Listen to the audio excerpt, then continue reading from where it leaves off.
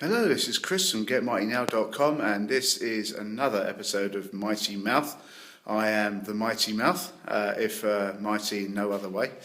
Mark Bell was talking quite a bit on his excellent Power Project series, which you can also catch on YouTube. His channel is Super Training 06, I believe, off the top of my head. And he had a little bit where he was talking about weights versus machines, and of course you can get just as strong, not as strong, but just as muscular, he was talking about, using machines as you can free weights. First of all, I'd have to disagree with that to an extent. This gym here is purely free weights, and I have a reverse hypo and which is a pulley or kind of pivot device, I guess, and I have a basic high-low pulley, which is free weight. Anything that's three-dimensional that you can move around is free weight. Okay, so don't just think there's barbells, dumbbells, kettlebells, sandbags, etc.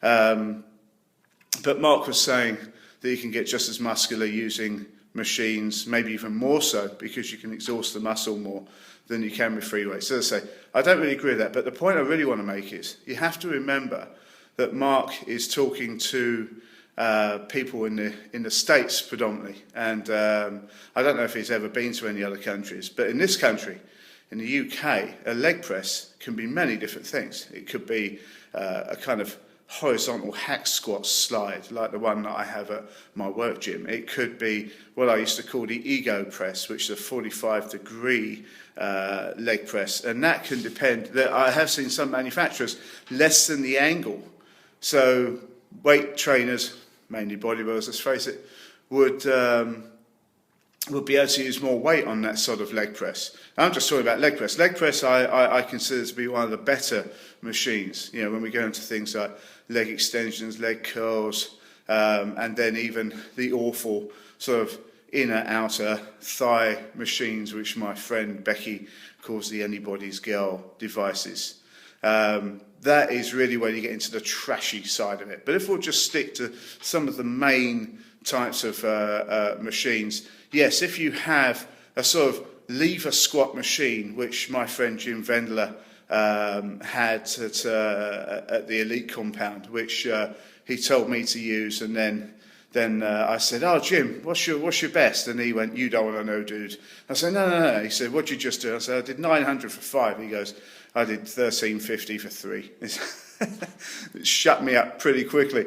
But if you have that sort of squat machine, then that's fine. But I'd say that would only ever really come into play section 2 if you're following the Mighty method. Okay, that would not be a max effort exercise. That would be something that you do some heavy repeated effort on after you've done your max effort exercise. Okay, so even then, even if you have the best type of machines that are available, something like a hammer strength deadlift machine is really good. I've used those before. I quite like a lot of the hammer strength machines, actually. Something like that, yes, that will come into maybe section 2, section 3 of a Mighty method program. But bear in mind, in the UK, you're going to be whistling in the wind for machines like that. You're going to be stuck with some crappy old chest press, which I would only actually use on a deload week. So, Mark, I don't actually agree with you about, not he's going to listen to this, but I don't actually agree with you on machines will develop as much muscle for a drug-free trainer. Okay, that's a key point as well, that a drug-free trainer won't develop as much muscle as using predominantly or exclusively free weight exercises. But if you're in a gym where you do have a really nice lever squat machine, go knock yourself out once in a while. Because to tell you the truth, I quite enjoy them. Anyway, so that's Chris from GetMightyNow.com, and that was the Mighty Mouth. See you soon.